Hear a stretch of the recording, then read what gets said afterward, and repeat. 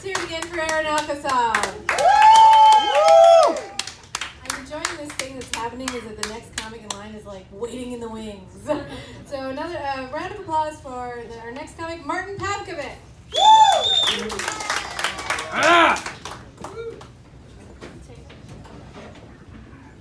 Hey, I just want to thank you, Roy and Ian, for doing this.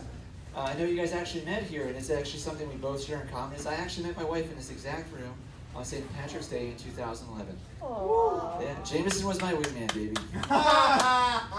You know, I always get asked, like, when did you know, or what was the moment that happened when you fell in love with your wife? I'm like, of course I know that moment. I've been married for almost a decade. That was the moment my wife looked me in the eyes and told me she was a doctor. Love at first sight. So, how was everyone's Halloween? Everyone have a good Halloween? Anybody? Well, my Halloween sucked. Let me tell you why. I tried to do the right thing.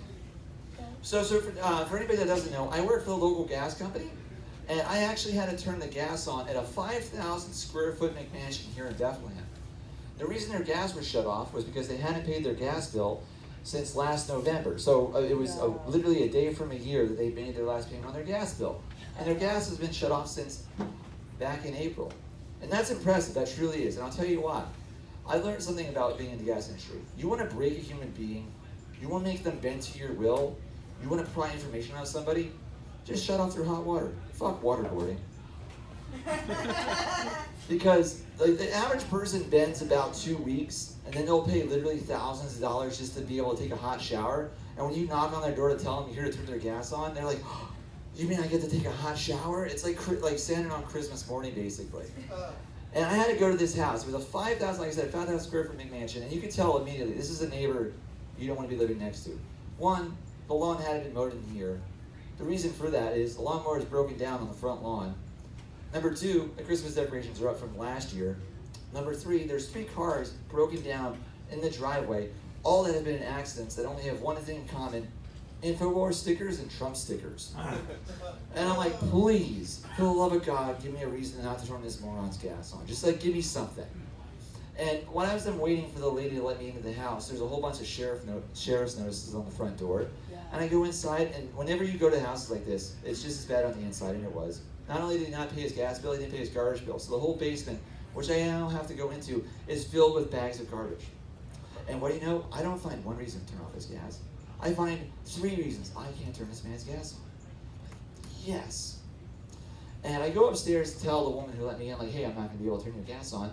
And I see her cuddled up on the couch, covered in blankets, with their daughter, who's like 12 years old, who clearly has like stage 3 cancer. And I'm like, I'm not leaving here until I have your gas turned on. So I spent 3 hours in these people's basement. I missed trick-or-treating with my son to be able to make sure these people had gas. I saved this family thousands of dollars. I get their gas turned on.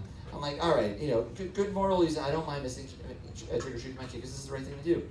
And as I tell her, oh, everything's good to go, I'll see you later, she follows me out the door with her daughter, and I'm like, oh, I'm sorry, was I keeping you guys from something important? She's like, oh, no, we don't live here. This is my brother's house. He gets out of jail tomorrow.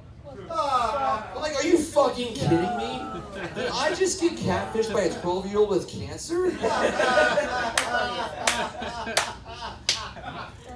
All right, so you know, Veterans Day is coming up next weekend, and I'm a big supporter of the veterans, as everybody should be in this room. And one of my best friends is a veteran, and he was one of the first people deployed to the war in Iraq when it happened in 2004. And I kept in constant contact with him by email. And he said the first thing he wanted to do when he came back to the United States was go to the strip club. I'm like, I will be on that in a heartbeat. And I'll be honest with all of you about what happened that night. I'm not proud to admit this. I have a case of stolen valor. I'm not sure if anybody here knows what that is. But a case of stolen valor is when someone poses as a member of the military to get free shit when they're not. Oh, shit. And, but it's a very innocent story. So we all wind up going to the strip club with him his first day back. The only problem is it's like a random Thursday. So as soon as we enter in, we're like the only people in there. We get descended upon like a flock of vultures by all the strippers. And my friend who's mentioning like he's a veteran and everything, and there's all these girls flocking around him. The next thing you know, the owner comes running over, flanked by 5 women. He's like, I want to thank you boys for each one of your service for our military. I want to give each one of you proud members an hour in the free in the VIP champagne room.